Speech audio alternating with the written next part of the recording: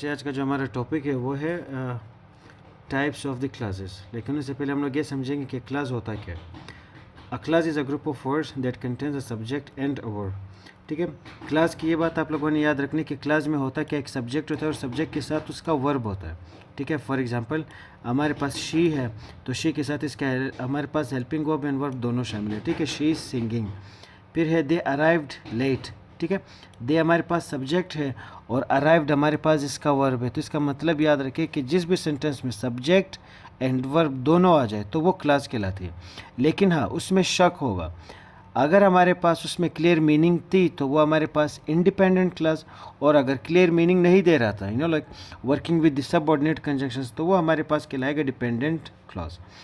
अब types of the clauses में हमारे पास एक कहलाता है डिपेंडेंट और एक हमारे पास कहलाता है इंडिपेंडेंट। ठीक है, वो किस तरह से? इंडिपेंडेंट क्लास क्या होता है? N independent class express complete thought. उसमें कंप्लीट थॉट होती है, कंप्लीट मीनिंग होती है, और जो स्टैंड अलोन कर सकता है, मीन्स खुद से कुछ समझा सकता है।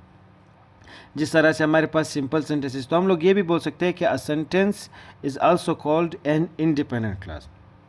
एक सेंटेंस और इंडिपेंडेंट क्लास में कोई फ़र्क नहीं होता, उसमें भी सब्जेक्ट एंड वर्ब एग्रीमेंट होते हैं और यहाँ पे भी हमारे पास होता है। लेकिन डिपेंडेंट क्लास ऐसा होता है जिसमें सब्जेक्ट होता है, वर्ब भी होता है, लेकिन अपने कंप्लीट थॉट को एक्सप्रेस नहीं कर सकता। That can not express the complete thought. ठीक है, इसलिए इसको डिपेंडेंट क्लास कहते हैं। और इस वजह से why it is dependent class, क्योंकि एक दूसरे क्लास की ज़रूरत होती है ताकि ये अपनी मीनिंग क्लियर कर सके। किस तरह से? लेट सपोज यहाँ पे मैं एक एग्जांपल लिख लेता हूँ। यहाँ देखें, मैं लिखता हूँ कि इफ़ आई टीच, अगर मैं पढ़ाता हूँ। ठीक है, इफ़ आई टीच, अगर मैं पढ़ाता हूँ तो क्या होता है? What happens. ठीक है, अब इस तरह के सेंटेंसेस को like it needs another sentence to clarify itself. If I teach, ठीक है ना, if I teach word there is like 50-50% meaning remaining.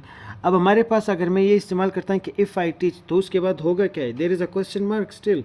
ठीक है, ठीक है, if I teach you will learn. अब यहाँ पे हमारे पास फुल मीनिंग आ गई। अब ये देखें, इफ़ आई टीच हमारे पास कौन सी क्लॉज है? That is dependent. और यू विल लर्न ये हमारे पास है इंडिपेंडेंट क्लास। डिपेंडेंट क्लास को अपनी मीनिंग बताने के लिए एक इंडिपेंडेंट क्लास का होना ज़रूरी होता है। और it needs an independent class to stand alone, ताकि वो अपनी मीनिंग समझा सके। ठीक है, अब ये देखो, व्हेन द बेल रिंग, जब घंटी बजती है तो क्या होता है? It needs an independent class कि वो अपनी सेंटेंस कंप्लीट कर सके। इफ़ इट रेन्स, अगर बारिश होती है, तो अगर बारिश होती है तो क्या होता है? अगर का मतलब 50-50% मीनिंग है। दैट्स वाई ये डिपेंडेंट क्लास कहलाता है। और डिपेंडेंट क्लास को बनाने के लिए वी नीड सब ऑर्डिनेट कंजंक्शन। जिस तरह से हमारे पास व्हेन है, हमारे पास इफ़ है और बिकॉज है, इसी तरह से हमारे पास और भी है, ऑल दो, इवन दो, अनलेस, ये सारे वर्ड्स हम लोग इस्तेमाल कर सकते हैं। अच्छा, ये बात याद रखें कि दीज क्लॉजेज, इन क्लॉजेज को क्या चाहिए होता है? These clauses need another class to complete the meaning. एक दूसरे क्लास की मदद दरकार होती है। अब ये देखिए, वी स्टेड होम, हम लोग घर में रुके, बिकॉज ही वॉज टायर्ड। अगर मैं ये पूरा सेंटेंस हाइड कर दूँ, if I hide this sentence, we stayed home, क्योंकि ये हमारे पास इंडिपेंडेंट क्लास है। बिकॉज ही वॉज टायर्ड, इसके साथ सब ऑर्डिनेट यूज हो चुका है, तो ये हमारे पास डिपेंडेंट क्लास है। बिकॉज ही वॉज टायर्ड, वो किस लिए टायर्ड था? There is a question mark, तो यहाँ पे हम लोग स्टेड होम, ये हमारे पास एक दूसरे की मीन्स क्लोजली रिलेटेड मीनिंग है। व्हेन द बेल रिंग, जब घंटी बजी तो क्या हुआ? The student left. अगर मैं यहाँ पे मीन्स मिटा दूंगा, there will be question mark कि क्या हुआ। इफ़ इट रेन्स, अगर बारिश होती है तो क्या होता है? We will cancel the match. It means that कि डिपेंडेंट क्लास खुद से मीनिंग नहीं दे सकता।